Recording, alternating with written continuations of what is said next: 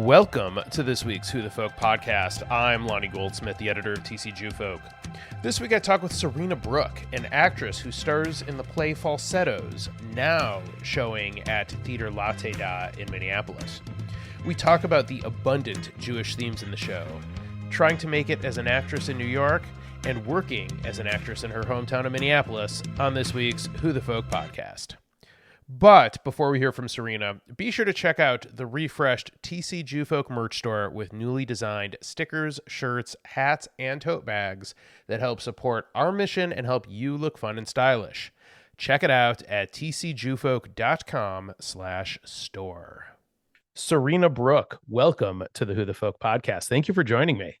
Thank you so much for having me. I appreciate it.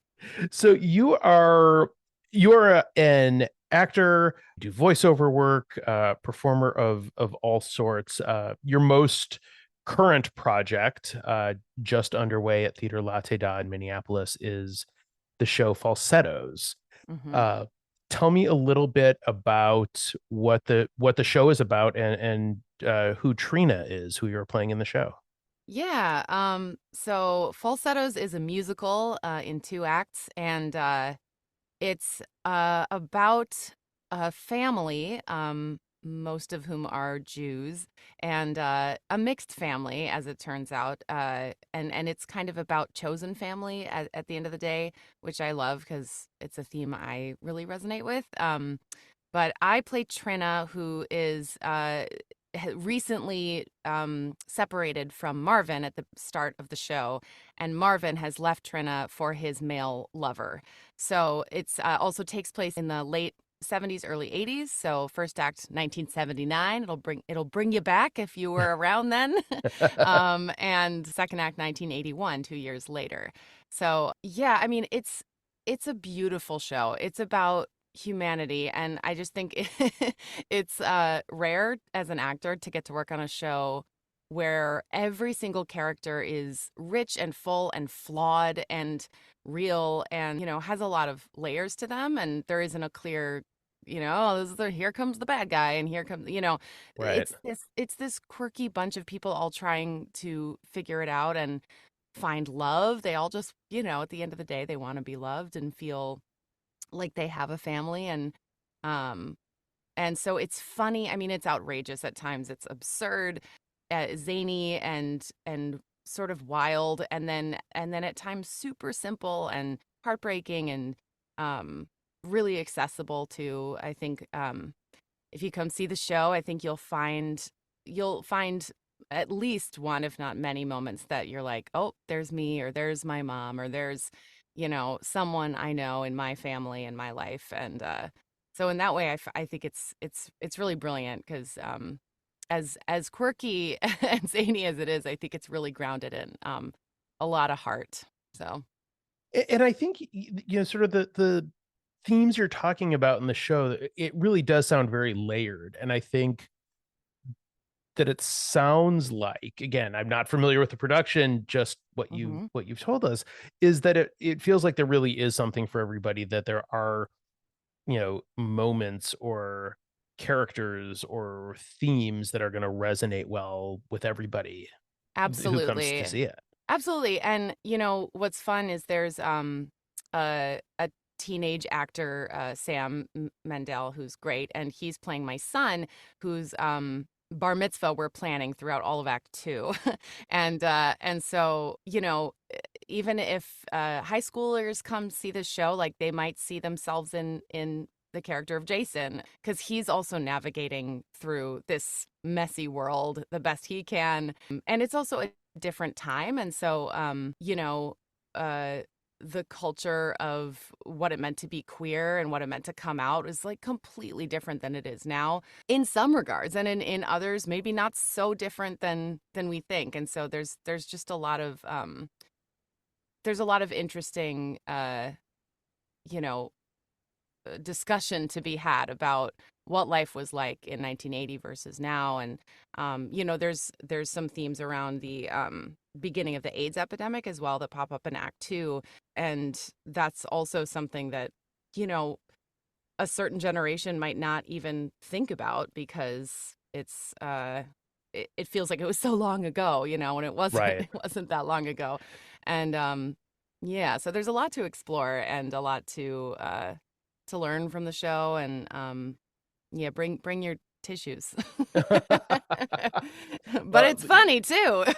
well, you've It's warned us like all, but I mean, it really does sound like it's a bit of an emotional roller coaster because yes, I yes. mean, that is also life sometimes, right? Absolutely. And that it's funny, that's literally a lyric that I sing in Act 2, this song Holding to the Ground. It's like she just sort of repeats like that's life. Like this is my life and I have to accept, the first lyric of the song is I was sure growing up my mother assumed or I would live the life my mother assumed I'd live. Very Jewish, very middle class and very straight. And it's like, yeah, no, that's not always how life goes. No. And so much of it is just accepting the way things go, in one's life and embracing those things and instead of pushing them away and holding them with bitterness, we can do the opposite and sort of embrace all the stuff that comes your way. One of the things you mentioned about the show, sort of the idea of family by choice, Yes. as opposed to family, as opposed to blood relatives. And, Yeah. that I think for so many people as we get older, as we navigate just sort of all the twists and turns life has to offer, that you find that community that grounds Mhm. you and makes you whole in some ways. Yeah.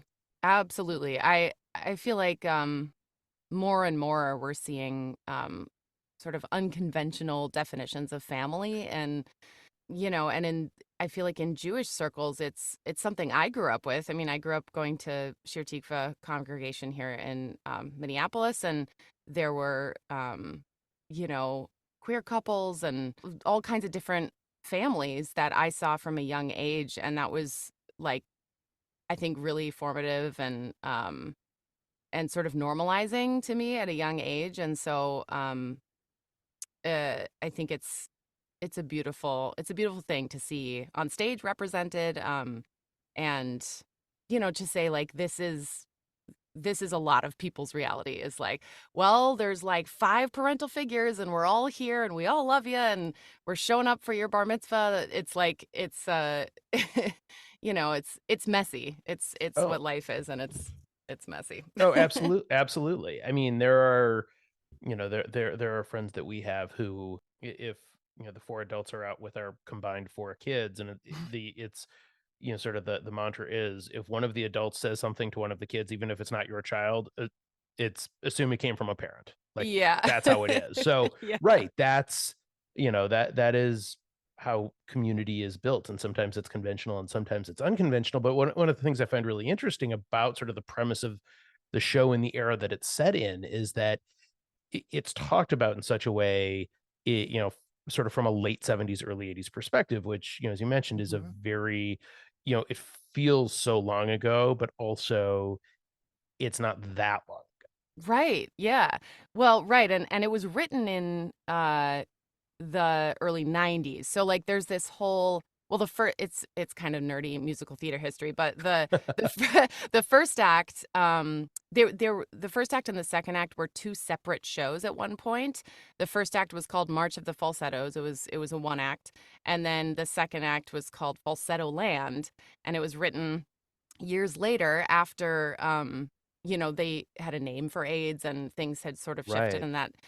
in that world. And so and they only combined the two to make one show called Falsettos.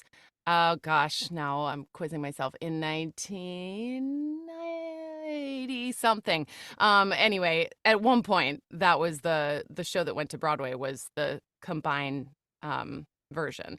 And so it's really interesting because Act 1 and Act 2 do feel quite different, and the characters are all sort of a little bit floundering in Act 1, and everything feels very fresh and raw, like, "Oh my god, he just left me, and I don't like his boyfriend, and I'm trying to be a good mom," and blah, blah, blah, it's reflected in the music too. I mean, there's just a lot of it feels a little like a roller coaster. And then Act 2, they're 2 years older, they're a little bit wiser, a little bit, more grounded, and And Trina and Marvin have sort of reached a peaceful coexistence, and they're trying to co-parent, and they still bicker and whatnot, but it's just it's what happens after time. I mean, time Right. sort of heals everything. So Right. And I do, I was going to sort of ask, in my head, I had the question sort of teed up of sort of the Jewish themes of the show, but then, you mentioned you're helping your son prepare for his bar mitzvah. So it is yeah. very much a Jewish show Oh, then. it's such a Jewish show. Well, the first number in the show, just they come out like full steam ahead singing four Jews in a room bitching. So I don't know if you need to bleep that out or not, No, but no, no, no, no. We're good. We're good. okay. But anyway, that's the first number of the show, and it's yeah. So what I find that I connect with personally as a Jew in this show is the humor. It's not even so much the very literal, bar mitzvah planning and and all the discussion about that. It really, I mean, is written by this queer Jewish man, William Finn, who is basically like, here's my inner life just kind of splatted onto paper and written into these songs. And so it feels very personal, and it feels like he knew exactly who these people are. Right. And it's amazing that he wrote some of these songs for my character specifically that are so from a woman, like a Jewish mother's point of view. I don't know how he did it, but it's just like, it's just spot on. I mean, there's this big number in the first act called "I'm Breaking Down," and it's kind of this big vaudeville comedy number, um, and I feel like any parent, but especially I think any mother in the audience is going to be like, I've been there. Like, um, and there's just certain moments where I go, there's nothing to do with anything specifically Jewish, but I'm like, I feel Jewish saying this line. Like, Right. and there's some Yiddish words thrown in there, spieling and this and that. But yeah, it just feels inherently Jewish in its nature. Aside from all the specific, like, literal references. So That's fantastic. And you mentioned Sam Mandel, the actor who plays your son in the show. And I know I've mentioned this in an email to you.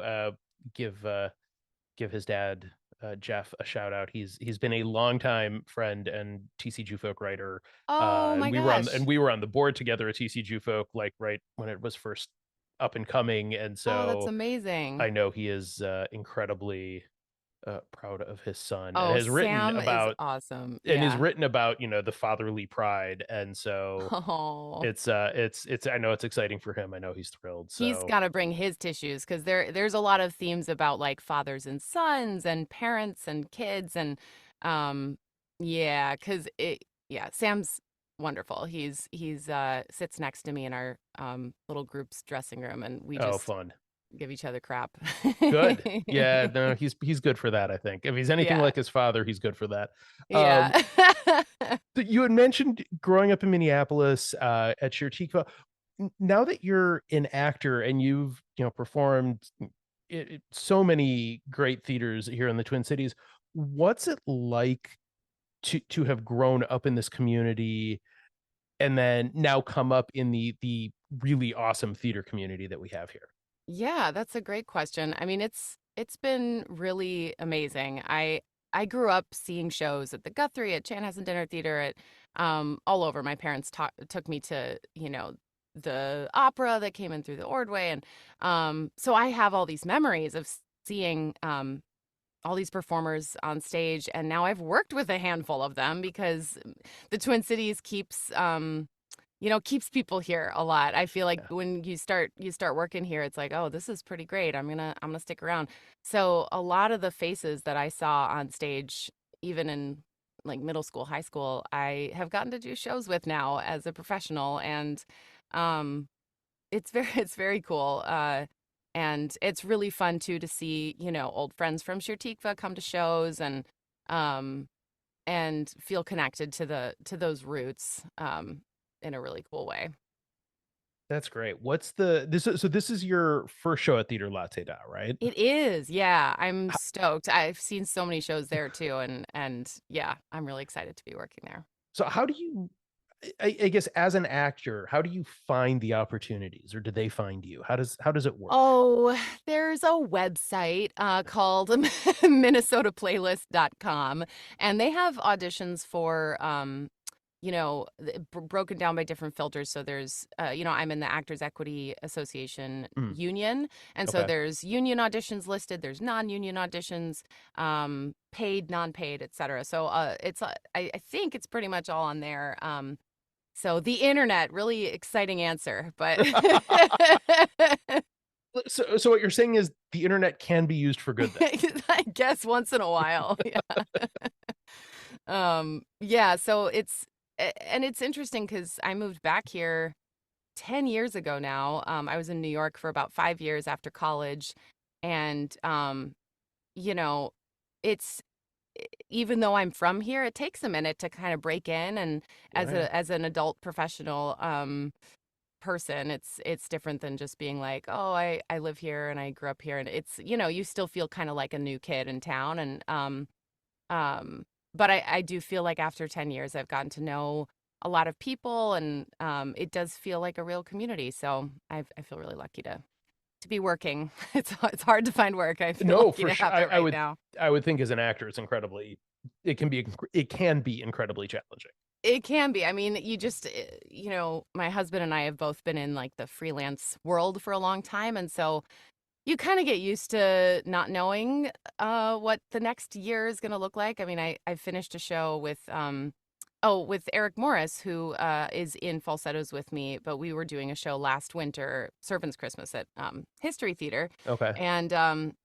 another show where I played a Jew. But I I was finishing that show, and I had no shows lined up. I had no idea what this year would hold, and I was like, well, just keep going and do voiceover and find work where I can. And then I ended up having like an amazing year of some wonderful shows. So it's exciting. I mean, it really is exciting. It keeps you on your toes, but at times it can be really challenging too. So. I do like that you've been in like Fiddler, and you played Jewish characters, and then you've also been in Sister Act, Oh, yeah, uh-huh, I was a where nun, you played a nun. yeah. I was proud. I think we said I was the only Jewish nun for just fun, but, um, I mean, that's the great thing about theater is you can, explore all kinds of, worlds, and I feel like, yeah, in recent times, I have gotten to play more Jewish characters, which has been really meaningful. And I think that there's a big discussion right now in the theater world about representation on screen, on stage, and it's a really complicated, nuanced, you know, big discussion. And so I've been having it with a lot of friends, and but when we can get the representation, we'll take it. Yeah. So I feel glad that I'm also not the only Jew in the room. We've got Sam and our assistant director Zach, who's also Jewish, and it's just nice to have some other voices going like, is this right? And it's been a very respectful room too of people who want to be authentically telling this Jewish story. So I appreciate that about the process. That's really great. You mentioned, you went to New York after college. So I know it's going to sound like sort of stereotypical, but like you did the New York thing for a little bit, trying to make it on Broadway. I mean, I always said even after college, I just want to work. I don't really care where it Okay. was. So, I just kind of moved out there because a lot of regional theaters around the whole country come to New York for their auditions. And so I was Uh, working as a babysitter and auditioning a lot, just lots of open calls. And I got to do I got to do one thing in New York, which was an off-Broadway children's show called Dear Edwina. And that was like a bunch of us who were just fresh off the boat and like 22 and ready to. So that was really fun. And then speaking of branching out, I did the How the Grinch Stole Christmas national tour as Mama Who. And so, I got to have a few really fun opportunities from my time there. And and yeah, I got to do, speaking of Fiddler, that's the show that I came back here to do at Chanhassen Dinner Theaters. And so I was still technically living in New York, but I came back just to do that show and got a glimpse of living and working in the same place and not having to, schlep around on the train. And I was like, this is kind of nice. So we went back to New York after Fiddler, but we were there for like 6 months, and our rent skyrocketed and all this. And we're like, you know what? Let's do it. Let's go back. Let's move. So, yeah, we just kind of went where the winds took us, and it's been great so far. Yeah. It feels like the perfect time to do it is when you're young and fresh out of school and haven't Oh, necessarily yeah. felt settled anywhere else. You may as Well, that's well. what I always tell people, like kids in college. I'm like, if you want to live in New York, like if you have that dream, because not everybody does, Sure. that to just go do it right after college, because I think from what I've seen, it can get harder to leave where you're at the older you get. And so Yes. I feel like it felt a little like college 2.0 to be like in this apartment with like revolving roommates and all this stuff. And it was so much fun. Yeah, but also some people move out there later and it works out great. But this was just my experience, and it was a good time to be there. Yeah. Well, Really. that's awesome. Well, we are certainly glad that you're back in the Twin Cities because, I mean, the show sounds incredible. I didn't know much about it before, but you have done an excellent job Oh, thanks. selling Sometimes I falsettos. get I get I get going and rambly, so I No, hope this no, wasn't too incoherent. this was perfect. Falsettos is playing at Theatre Latte through November 5th, and we will Yes. have a link to the theater's website where you can see showtimes and buy tickets. But Amazing. There's sounds like also some post-show discussion dates. Those are all on the calendar on the website. oh, So if you're a kind of person who likes to kind of like reflect for 20 minutes with the audience and the cast afterwards, there's some dates, and I'm moderating some of them, but I don't know which ones yet. So, okay. Well, yeah. very cool. Well, it sounds like there's some excellent opportunities. But before we let you go, last couple questions Oh, yeah. to wrap up on. First, what is your favorite Jewish holiday? Oh, I my instinct is Passover, because it's just like food and family and tradition and nostalgia and halal sandwiches. That's an excellent choice. And speaking of the Hillel sandwich, what is your favorite Jewish food? Oh gosh. It doesn't have to be that, Hmm. obviously, but No, I know. Well, now I'm just thinking about haroset. Oh, I love love haroset. haroset. Love It's haroset. so yummy. But I'm gonna think of something else. I'd say latkes, um, or hamantaschen. I love a Okay. hamantaschen. Yeah. What's your favorite hamantaschen flavor? Um, Wait, aren't there chocolate ones? There, there can be whatever you want. I I think think is I if think I have a memory as a kid of like looking for the chocolate ones. So I'm sure. gonna say chocolate hamantaschen. No, listen. In our house, the favorite flavors are my favorite two flavors are lemon curd, Ooh. and cookie butter. Oh, okay. Well, see, now we should make a Nutella one if that's See, kosher. I don't know if I don't know if we've made, but I know I've talked to They people who must have made. exist. They Yeah. have to. I mean, really, it's whatever you want to put in the middle of your hamantaschen. Yeah. You could have a peanut butter and jelly one, probably. I don't think we've done peanut. We might have done peanut butter and jelly at one point, but I mean, again, You these can't are go wrong. you really can't. It's Yeah. not that difficult. Once you get the dough, you try whatever you want in there. It's part of the Yeah, fun of them. exactly. Well, Serena Brook, thank you so much for joining me.